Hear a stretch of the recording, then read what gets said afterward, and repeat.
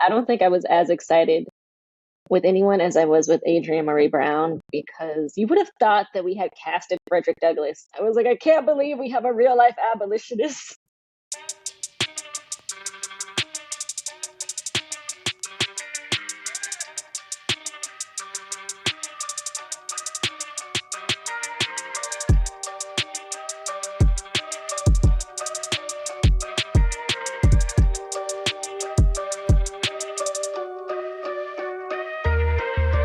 Family, it's your favorite queer radio personality, Anna DeShawn, here with another exclusive interview. And I know you're going to love this one. And even if you don't, this is one where I'm just going to enjoy it, okay? I don't even think I've prepared questions because they all up here. Like, that's what's happening right now. Family, I want to welcome our special guest today, Jana. Welcome to the show. Thank you. Thank you so much for having me. Of course. The moment I heard about Red for Revolution, I was like, okay, let me get into this. The first episode dropped. I was like, okay, wow. I'm in. I'm in. Let's go. Now, family, okay, I'm talking a lot because I really am excited about this interview. I got lots of questions. But I want you to know, Jana is the writer, director, and lyricist behind Red for Revolution. This is her baby. And so having the opportunity to chat with her about this work is really, really fantastic. So welcome to the show, Jana. Thank you. Thank you. Thank you so much. For sure. Now, Red for Revolution, as it said on the website, okay, it's an audio drama about love and liberation. It is a 6-part audio drama. It is a coming of age story. Yes. A young Black lesbian juxtaposed with her grandmother's lesbian love story that took place in like the 60s. And it's beautiful. That's all I'm going to say about that part. But Jana, why did you want to tell this particular story? Well, essentially, there are numerous iterations of Red for Revolution, and the first one that I wrote was a short film that I needed to write for a graduate school application. And essentially, the application required me to write towards a prompt, and that prompt was love at first sight. I sort of wanted to write something that was quite different and not as corny as, the typical boy meets girl, or even just, I didn't want to write about romantic love or even platonic love, period. I sort of wanted to flip that on its head, and I chose to write about love of revolution and love for the pursuit of justice. And so I wrote a little scene, and that scene is in every iteration of this project, from that short to the pilot I wrote to the audio drama that you all are now listening to, and it's in episode 1. And then a few years ago, this story was like sitting in a vault upon like witnessing a profound amount of homophobia, transphobia, and just a lot of violence and attacks against the queer community. Really struck a nerve with me and compelled me to try to save the world single-handedly through a podcast. I sort of was sitting with a lot of that and tried to think of a way that I could lend my artistic contribution essentially to the struggle for queer justice.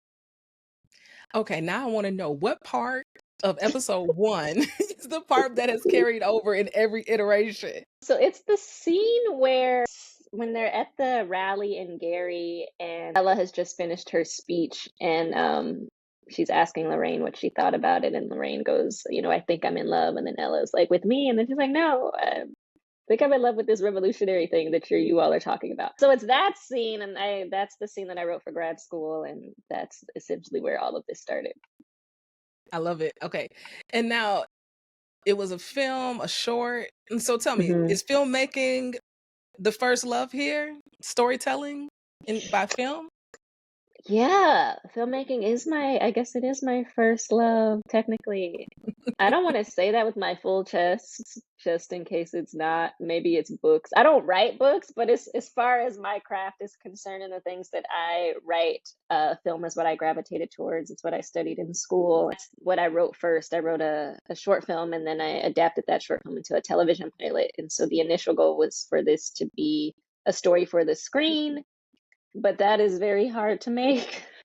It's very expensive, and you really have to have the right people in your corner, and you have to have the money people in your corner, you have to have the studios. There's no such thing as independent television either. There's independent film, and you can do an audio project independently, but there isn't really a trajectory or a path for independent television. I essentially, tried to create something that I knew I could make, and adapting something that was meant for television into an audio form was much more accessible. Indeed. And What work did you do to adapt it from being a film to being an audio drama? And I imagine it's pretty similar, but I imagine there's a lot of differences as well. Yeah. Yeah. No, there are quite a few differences, and I really got to give a shout out to Rachel Jarvis, and she's another Black woman audio creator, and a good friend of mine. I saw that she had done an audio series herself, and I reached out to her to see if she would give me advice and pointers on how to sort of embark on the same journey. And she did, and I learned quite a bit. I do not write sonically. In fact, I didn't even think the pilot was adaptable into the audio form because it's such a visual piece. I think people will be quite shocked by how visual that the initial story is. But essentially, you sort of have to write in an onomatopoeia sort of form and really pay attention to sound. And I didn't have enough. My intention was to try to carry out the pilot that I wrote for 6 episodes. And that just that wasn't enough material to warrant 6 episodes of an audio series. The initial concept that I had only took place in the 70s. There wasn't a present day storyline. So with this iteration, there is the present day storyline. There wasn't a granddaughter and, this sort of element in the initial version. So that was something that sort of manifested upon witnessing a lot of things happening at the moment in 2022, the political moment that we were in. And then, of course, I just needed more stories because I didn't have enough in that pilot. Oh, heard. And I'm glad you did. I think the juxtaposition is really refreshing, right? I Yeah. don't think we spend enough time with our elders. And so I think the fact that she was creating a podcast inside of a podcast, I mean, that's meta alone by itself. But Right. then for her to be able to talk with her grandmother and about her sexuality, right? And to tell her story and sort of come out and the challenges she was having and all these things. I just think it was just, I'm glad it came together in the way that it did. I think Yeah. it helps to round out the story, at least from an audio perspective, I think in a very beautiful way. As somebody who has also produced podcasts, child, it still costs money. and and I honestly haven't seen an audio drama in our space that's had this many celebrities lined Mm. up since Bronzeville.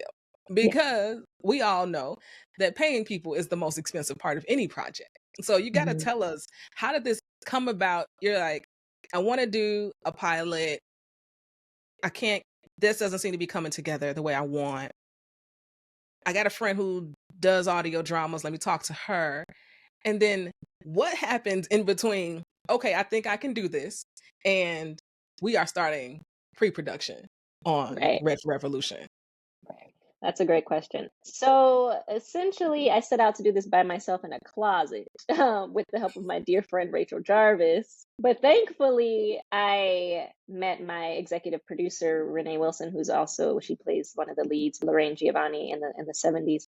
And we met a few years ago. We both got into a filmmaking program that ended up really being a hot mess, and we both backed out of that program. It was quite a disaster, but in any case, we met through that, and I reached out to her because I knew she was a music worker, and I wanted to know if she knew of any musicians in New York City. I was living in New York City at the time. I'm going to do this project in New York, and she essentially got back to me and said, I want to help you make this. And I did not know that she had the capability to sort of come on as an executive producer and fund the project. But we've had a single financier, and it's Renee and her production company, Metamana Media. So together we embarked on this journey, and we eventually, our amazing music director, Tammy L. Hall, came on board. That's someone Renee brought on board. It's a good friend of hers. And then our producer, Liz McBee, came on board not too long after Tammy. And essentially, the 4 of us came together to bring the story and the show to life. But funny enough, the talent didn't cost the most. I don't think that once the numbers sort of come out, that is that'll be the biggest sort of line item, simply because, and this is quite an injustice, but the rates for voice work, the SAG rates are not that high. So we're independent production. We offered what we could offer talent, but it wasn't, what they're accustomed to making. And everybody just really, for whatever reason, gravitated towards the story and said yes, despite the fact that, we were an independent production, and despite the fact that we very limited experience in the audio space. And I definitely did look at Bronzeville as the model. That's another really great Black-centered period piece Yeah. with, really amazing talent. Everyone and their mother was in Bronzeville. Everybody and their mama, okay? Lawrence Fishburne, Literally. Tika Sumpter. I mean, the Tate brothers, executive produced it. I mean, it was like, how in the world you get all these people in one place? Exactly. So we definitely looked at that show and, we were off with the races. It really helped to have Renée come on board, and she really wanted to see the project reach its potential and was willing to make the investment so that it could get there. And so we could have the cast and we could have the caliber of the sound quality and, essentially a really excellent product. I know you kind of glanced over it, but family, I really want to just sit in the fact that you all started in a program that you all define as terrible, as awful, okay? And out of that, reminds me of like Tupac's Rose from Concrete or something. Like, out of that waste of time, something really beautiful came out of it. And family, I really want y'all to hear that, because as somebody who's in a lot of accelerators, I go and apply to a lot of things because there's always something more to learn, right? I also show up to meet people. Like, in this life, none of us were created to do this alone, and that includes our art. And often we're better when we work together. So I think it's really dope that out of like a crappy situation came this beautiful partnership that has now created a really awesome product, which is Red for Revolution. I think that's pretty cool. And it didn't happen immediately. That was 2 months of wasted of my time, but also quick depression right after. And then like we didn't embark on this project until a year later. So we definitely got the victory in the end, but sometimes those victories happen over time. It's not always immediate. That part. What they say, joy in the morning. The morning might be 5 years later, 10 years later. We don't know when the morning is. Okay, let's be clear. We don't know. Nobody knows when the morning is.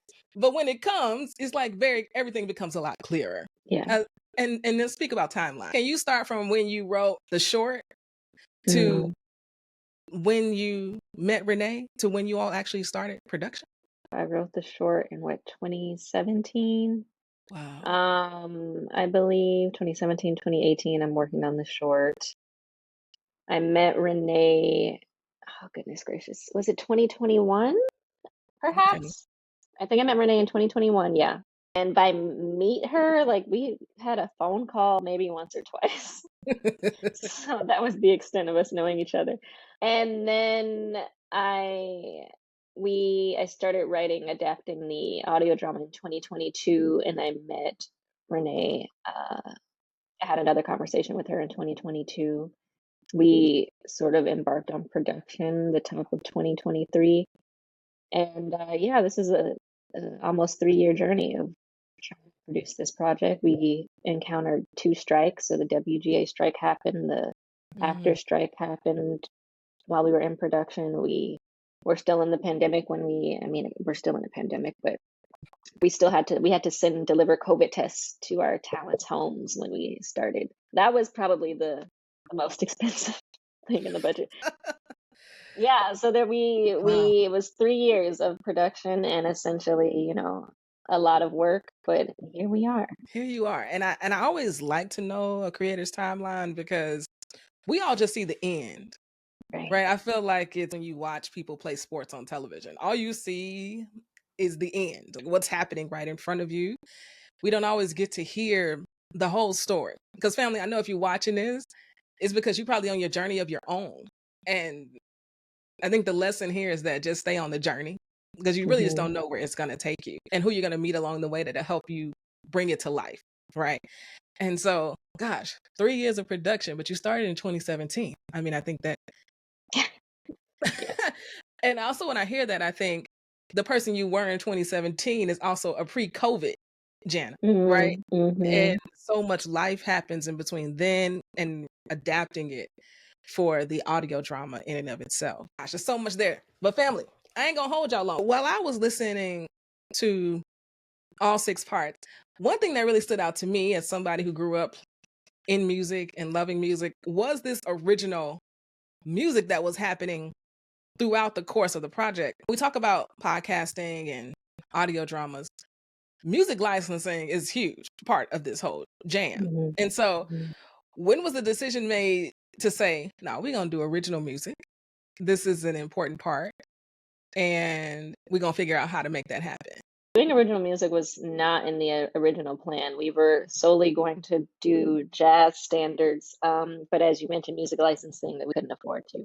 It just Mhm. is a ridiculous amount of money to essentially license music from Black people who don't own the rights to their music. So that we had to essentially create original music because it's a huge feat. Music licensing is a huge feat.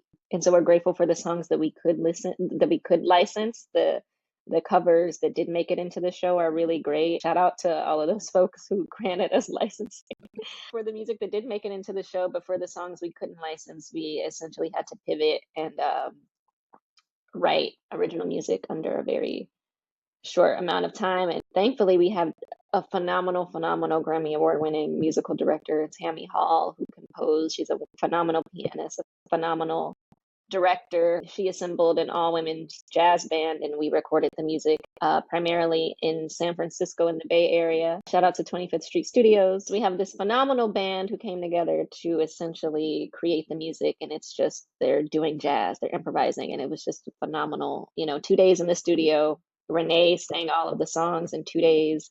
And then Jordan Hall and Loretta Devine also sing in the show. And so they came in and recorded their music as well. But it was 2 days in the studio. And, Tammy and I, we wrote the songs in a relatively short period of time. She composed it like a genius. I would send her some words and then she would like have a song the next day. And Wow. it was honestly probably one of the most magical parts of this entire process. It sounds magical. I'm sitting here thinking this is the epitome of Black girl magic. Yeah. What? Okay, any time frame here from the time y'all started writing, and then it was just 2 days in the Yeah, studio. 2 days in the studio. I don't, it was like kind of sporadic. And honestly, the music came about whenever we found out we couldn't license a song. So initially, episode 1 was called Revolution, and I wanted us to do the Revolution, the cover, the Nina Simone cover, but obviously can't license that. So I then wrote Revolution, sort of inspired by that song. Revolution will not be televised. And then similarly with all the other songs, it's like, oh, we can't license this one, so now we have to pivot and like write something. So we would try to write something in a similar tonality. It sort of came up sporadically as soon as we got either a no or we found out something cost too much money. Come on. The power is in the pivot. The power every single time when I talk to people, it is in the pivot. I mean, you get a no and you figure it out. Yes. And in you all's case, you're a writer and you have a Grammy award winning composer who was just like, I got this. I think that makes it extra special. It does. It really, really does. You got to tell me, how did Adrienne Marie Brown end up as the opening voice to every episode? Oh my goodness. Thank you so much for asking this question because no one's asked this yet. How could they not? How has no one asked about Adrienne Marie Brown, our sonic goddess, literally? In a nutshell, it's all quite rather simple. She has a website and like a form where you could go get in touch, contact me, and then you fill that out. I also think I think there was like a mutual connection between Renée and a close friend of Renée's that sent a note as well. Essentially, there is a contact me form on a lot of people's websites, and then you could email them and see if they will be open to being in your project. Adrienne Marie Brown, she's someone we invited to be a part of this towards the very end, had wrapped production and had essentially put most of the show together. Reached out to her. We were trying to figure out if we wanted to. Everything about this project is so intentional. And so we sort of wanted to have, if possible, someone in the community, an activist of some kind to sort of speak life into and over the project and over listeners as they are listening, sort of introducing folks to the show, but also leading them out of the show. Who better than Adrienne Marie Brown? And honestly, we have a phenomenal cast. And I had some form of an emotional reaction to bringing everyone on board, but I don't think I was as excited with anyone as I was with Adrienne Maree Brown, because you would have thought that we had casted Frederick Douglass. I was like, I can't believe we have a real life abolitionist on the project. You would have thought like Harriet Tubman was in the room. And I am someone who has a number of abolitionist friends, but it was something about, sort of telling this story and being in the entertainment sector, talking about justice in a sincere and productive way doesn't happen a lot. So to have someone who's actively in community and actively fighting against these systems of dominance and white supremacy sort of come in and lend their voice to the project was so amazing. Anyway, so we're very glad to have Adrienne Maree Brown. She's great. I was actually the most fun fact, I didn't eat for like a year because that's just what happens when you're like directing something apparently. But that was one of the most chill sessions that we've had, and I got to eat lunch that day, and so that meant a lot. But anyway, Adrienne Maree Brown is great. Please listen to the show, and you can just sort of hear the warmth and just the love and healing energy in her voice. It's really a great way to set the tone for the show. It really is. And did you all call her a sonic goddess? Was that? Yeah, yes. I Did you think just come up she with came that? up with that. I don't remember who came up Oh. with that. I think she said that jokingly and we kept it for real. Like I think, and there were so many titles that we had her like, we're recording a bunch of random stuff. So can you say this? Can you try this? Can you try this?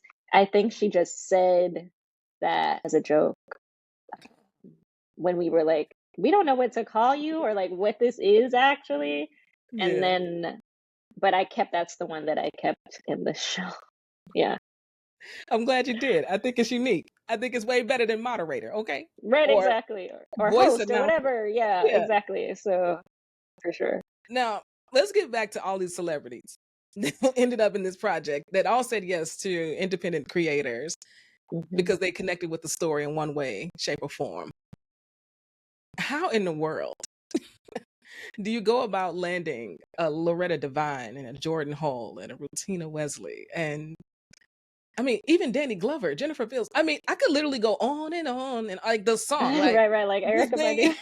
Oh my God. And as independent creators, podcast creators, out here, this is what people dream about. Yeah. Was this on a vision board somewhere? And you was like, I don't know how, I don't know when. Like, reminds me of 2 a.m. Ricky's meditation affirmation that he does. But how in the world this come about? Yeah, it was really quite divine. I do have to give credit to Renee again because essentially, like I said, I wanted to do this project by myself in a closet. So I think I would have just called in friends who don't act at all to be in this. But I did have a pitch deck, and essentially everyone who was in the cast, even when I was going to do this in the closet, were in that pitch deck. You just never think that those people are going to be the ones you end up casting for real. But Renee really believed that we could get these folks sort of despite our limitations. And we essentially reached out formally to everyone well, maybe not everyone, but for the most part, we did reach out to folks' reps that those things are easy to find if you have IMDb. But because we are an independent project and we don't have a lot of money behind us, there could be a lot of gatekeeping around talent, and everyone has their standards and that sort of thing. So we did have to sort of see how many degrees of separation we were from each person, and if we knew somebody who knew someone, if somebody's hair braider knew somebody's makeup artist, knew somebody's cousin, that sort of thing. And one thing usually led to another, led to an next, and that's essentially how we ended up with this cast. It was all quite random. We met Danny Glover at an event and like ended up at dinner with he and his friends and Jennifer Beals. Just randomly happens in LA. I just want y'all to know, family, this is a very LA story, okay? This is what happens in LA. It doesn't happen in New York. It don't happen in Chicago like this, okay? Only in LA do people like Danny Glover just randomly hang out because this is where they live. They just outside. It is very normal. Okay, I just want to say that because I think this is amazing and hilarious all at the same time because this is such an LA story. I loved it. Yeah, definitely. It would just be stuff like that. I think your audacity to dream this big, right? To put these folks in a pitch deck, and then out of an awful situation, it sounds like, and a waste of time. Find Renée. And Renée also have the audacity to dream this big and then to figure it all out and to make it happen. Because I know how crazy my schedule is. Now, to get all these people in the room, so you all posted some pictures of the actual production and standing in the room with people and doing the lines and recording together.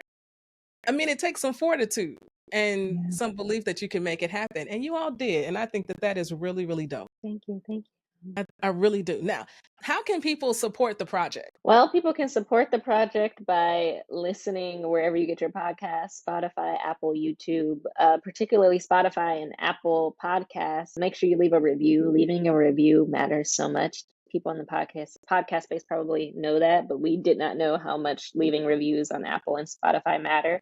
So that is a big, if you could go leave a review after you listen to the show on Spotify and Apple, would be really great. We have a website, redforrevolution.com. If you want to see more stories, if you want a season 2, if you would like to see other iterations of this, you can donate. I believe there's a space to donate on our website. And listening to the show, telling a friend, word of mouth goes a long way. We saw that with the success of Bronzeville a number of years ago, a pioneer, a podcast, audio drama. And so we sort of want to have a similar impact. We want just as many people to listen to our show. So listening and telling a friend, telling your grandmother, telling your auntie, your cousins, like, listen to the show, sending them the links, following us on Instagram, and all the other social media platforms, signing up for our newsletter, which you can do through our website, redforrevolution.com, subscribing to our YouTube channel.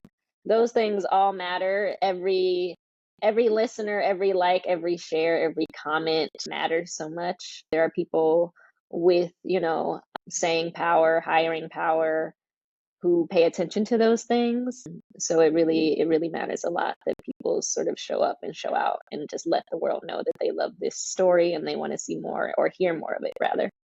Absolutely. So you all are doing this project independently, but then it lands with Radiotopia. And family, if you don't know Radiotopia, they are like sisters with PRX. It's where they're another set of projects live within the PRX family. So how did you all get connected with Radiotopia to distribute it through there? Yeah, that's a great question too. So shout out to Renee's dear friend and one of the folks who consulted on the show, Ari Golden. She initially connected us to PRX before we started production. And we actually pitched the show to a number of people before we did it independently, and just everyone said no. So they knew about the project because Ari had mentioned that she had, essentially sent over our pitch deck. We had conversations with them after we circled back and after we finished production, and had a couple conversations. But then we went to Tribeca and we had our premiere and our debut at the Tribeca Festival, who does audio storytelling now. And everyone's in the room, and we actually won the top prize in our category in independent fiction at Tribeca.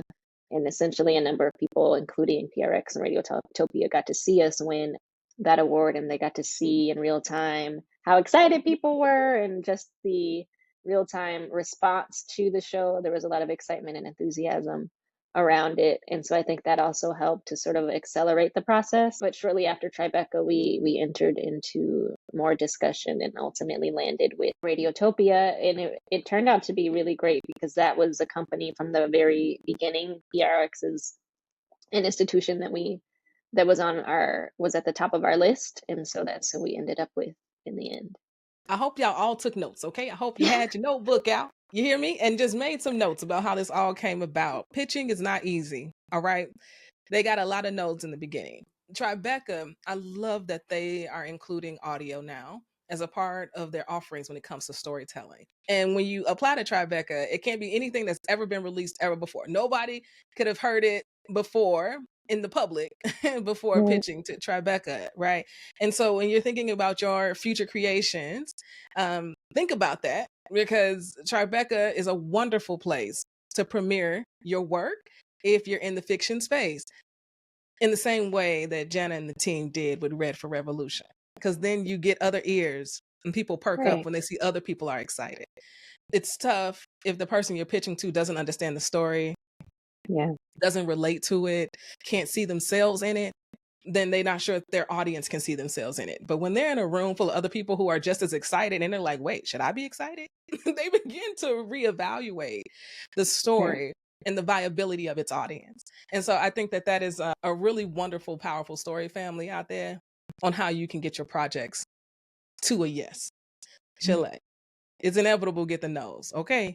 But to stay committed to getting the yeses. Jana, just one more question. I know earlier you mentioned how you went through different phases of writing and how you decided that you really, because of the climate of the country, that you really wanted to focus on queer liberation based upon the homophobia and the transphobia that continues to happen right now as we sit here doing this interview together.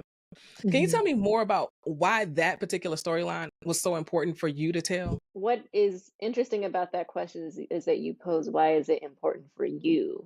I can tell you why it is just important. Okay. All right. I'll take why it. is it I'll take important? why it's important. I'll take that. Why is it important? Because essentially queer folks, trans folks, gay, lesbian, bisexual, asexual, intersex, everyone deserves that, is worthy of justice and dignity, self-determination in their human rights. And so to be in the constant perpetual cycle of experiencing violence and injustice is a lot. And on the macro level, but then with respect to these stories and media, those things are also important. Sort of the narratives, where everything is about narrative, everything's made up. So when we're speaking about what type of stories are we telling and what narratives do we want to put out in the world, particularly about Black and brown queer folks, it's no small order with respect to a number of images and different things that we see in the media that sort of contribute to the harm in our communities is something that I wanted to come back. So it's important for the simple fact of, queer folks deserve rights and justice and humanity and of great storytelling. Why is it so important to me? I don't necessarily think it's any more or less important than my other political commitments, whether it's abolition, we spoke about abolition earlier, or it's, the liberation of Palestine, the liberation of Black and brown people, of immigrant folks. I sort of have a passion for a number of these different things that sort of meet at different intersections, and different things move me at different times. And in 2022, I was just overwhelmed. And so I sort of turned that anger and overwhelmed into this project, but I couldn't tell you why.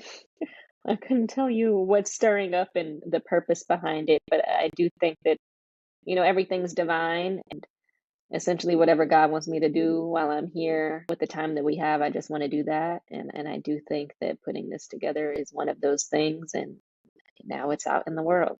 It's definitely out in the world. And I'm glad you listened. Okay. Yeah. I'm glad you listened, and I'm glad this work is out in the world now. So family, here's the deal. You already heard what Jana said. There is like a myriad of ways in which you can support this work right now. But start by visiting redforrevolution.com. Start there and do all the things that Jana said. Okay? We believe in you. Yes. All right? We do. We believe in you. And Jana, thank you for creating this work. Thank you. Thank you so much. Thank you so much for having me. This is Queer Radio Done Right.